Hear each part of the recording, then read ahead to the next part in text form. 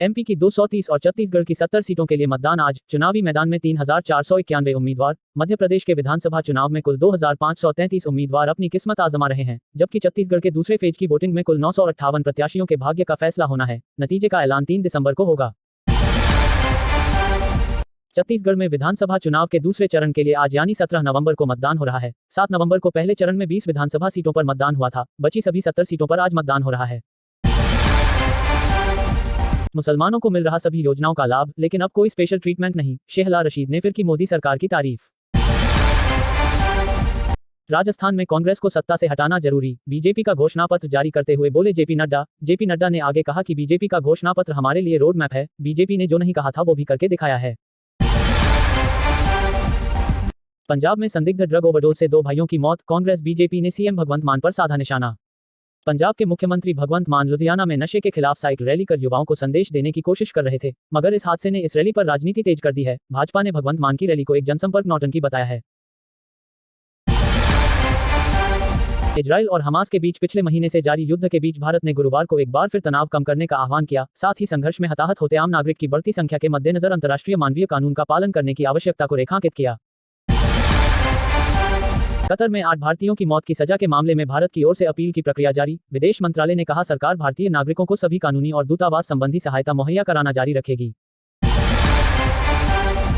पंजाब के लोग ना को आतंकवाद के खिलाफ लड़ रहे हैं लड़ाई, बोले सीएम भगवंत मान। सीएम भगवंत मान ने कहा कि प्राचीन काल से ही पंजाब के लोग देश की रक्षा करते आए हैं, लेकिन पंजाबियों के इस योगदान को नजरअंदाज करते हुए कुछ राजनीतिक दलों ने माटी के इन देशभक्त सपूतों को नशेड़ी करार देने का दुर्भावनापूर्ण दुष्प्रचार छेड़ रखा है।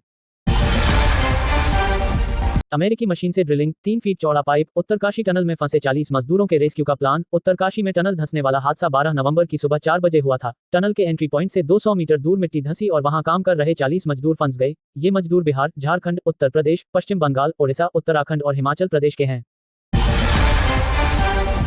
असम में 16 करोड़ की हेरोइन जब्त। मणिपुर के 4 आरोपी गिरफ्तार। सीएम हेमंत बिस्वा शर्मा ने की पुलिस की तारीफ।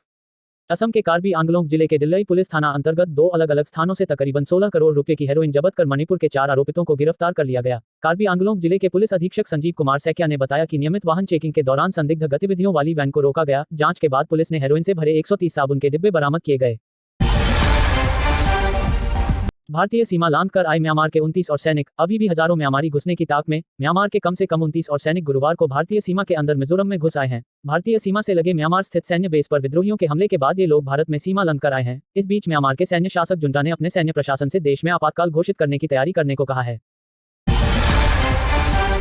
सभी यात्रियों को मिलेगा कंफर्म टिकट। देश में चलेंगी 3000 नई ट्रेनें। जानिए रेल मंत्री का मेगा प्लान। देश में आने वाले समय में सभी रेल यात्रियों को कंफर्म टिकट देने की योजना है। रेल मंत्री अश्विनी वैष्णव ने इसके पीछे प्लान भी बताया है। उन्होंने गुरुवार को कहा कि रेलवे की यात्री क्षमता मौजूदा 800 करोड़ से बढ़ाकर 1000 करोड़ की जाएगी। साथ ही यात्रा का समय कम करना भी उनके मंत्रालय का एक और लक्ष्य है। अचानक नई दिल्ली रेलवे स्टेशन पहुंचे अश्विनी वैष्णव। तैयारियों का लिया जायजा, बोले त्योहारों के लिए चलाई गई हैं 3 गुना विशेष ट्रेनें। रेल मंत्री अश्विनी वैष्णव ने गुरुवार शाम नई दिल्ली रेलवे स्टेशन पहुंचकर तैयारियों का जायजा लिया और लोगों से बातचीत की। इस दौरान उन्होंने कहा कि इस साल त्योहार के लिए विशेष ट्रेन की व्यवस्था की गई है। पिछले कई महीनों से प्लानिंग की जा रही थी। पिछले वर्ष से करीब 3 गुना ट्रेन की व्यवस्था की गई है।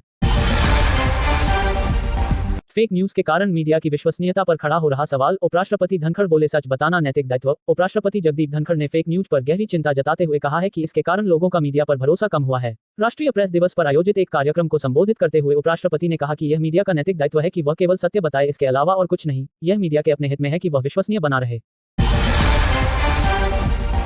मणिपुर में असम राइफल्स के जवानों पर घात लगाकर हमला। जवाबी कार्रवाई में भागे उग्रवादी। मणिपुर में उग्रवादियों ने गुरुवार सुबह असम राइफल्स के जवानों पर घात लगाकर हमला कर दिया। हालांकि उग्रवादियों ने जिस समय जवानों पर हमला किया उस समय सभी जवान बख्तरबंद वाहन सवार थे, जिसके कारण उन्हें किसी भी तरह की चोट नहीं आई है।